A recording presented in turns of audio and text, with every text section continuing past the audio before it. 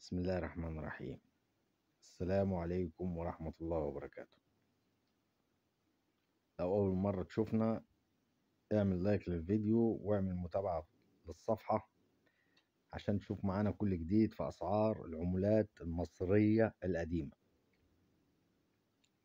الكلام النهاردة عن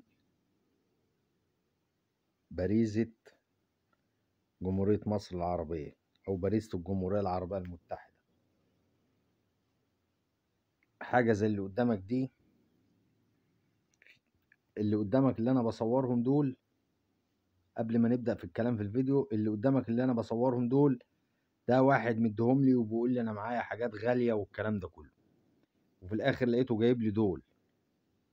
طب هم دول غاليين يا عم؟ الحاجات دي مش غاليه، الحاجات دي مش غاليه. هنتكلم عن الغالي فيهم وايه الغالي وايه اللي مش غالي. حاجه زي اللي قدامك دي، الباريزه اللي قدامك دي مثلا سنه 72، سنه 72 اهي، ومكتوب عليها جمهوريه مصر العربيه، والظهر بتاعها صقر، الظهر بتاعها صقر زي ما انت شايف. دي سعرها كام؟ دي سعر القطعة اللي في ايديا دي 5 جنيه و3 جنيه، 5 جنيه و3 جنيه. ليه 5 جنيه و3 جنيه؟ لأن الحاجات دي موجود منها كتير، كل الناس عندها منها، دي عملة متداولة وكانت موجود منها كتير وكل الناس معاها منها وكل البيوت مليانة منها. فدي حاجة مش نادرة ولا حاجة مش موجودة، دي حاجة كل الناس معاها زيها عندها. فالحاجات دي سعرها 5 جنيه و4 جنيه. ولو رحت سوق العملات القديمة الحاجات دي بتتباع بالكيلو، الكيلو من ده بيتباع، الحاجات دي بتنباع بالكيلو، الكيلو ب250 جنيه وب300 جنيه، الكيلو ب250 وب300 جنيه، والحتة الواحدة ب5 جنيه وب4 جنيه. فدي حاجات مش غالية. نفس النظام مثلا زي دي كده برضو، دي باريزة سنة 67 برضو اهي، الجمهورية العربية المتحدة، دي جمهورية مصر ودي الجمهورية العربية المتحدة.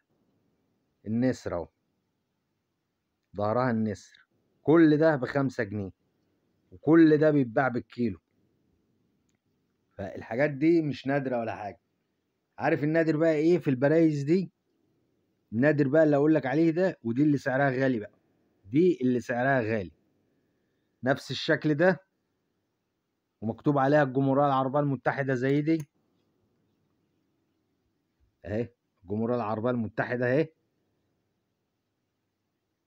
والظهر بتاعها نسر زي ما انت شايفه كده، بس التاريخ هنا 1966، 1966.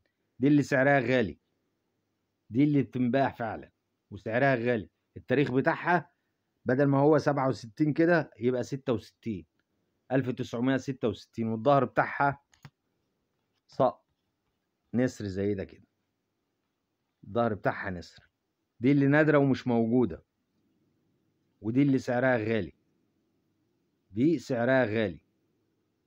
اما اللي قدامك دي كل ده ب5 جنيه، كل ده ب5 جنيه. الحاجات اللي زي دي كلها بتنباع بالكيلو قلنا، وبتنباع ب5 جنيه للقطعة. فدي حاجات فعشان الناس اللي بتفكر ان هي معاها حاجة غالية او الكلام ده كله، لا، كل ده القطعة ب5 جنيه. النادر قلنا منها اللي هي 1966. اما بقى 72 73 76 كل ده ب5 جنيه واقلب، كل ده ب5 جنيه، القطعة ب5 جنيه وب4 جنيه وبالكيلو لو عاوز. ما تنسناش في اللايك والمتابعة للصفحة، وانتظرونا في فيديوهات تانية، والسلام عليكم ورحمة الله وبركاته.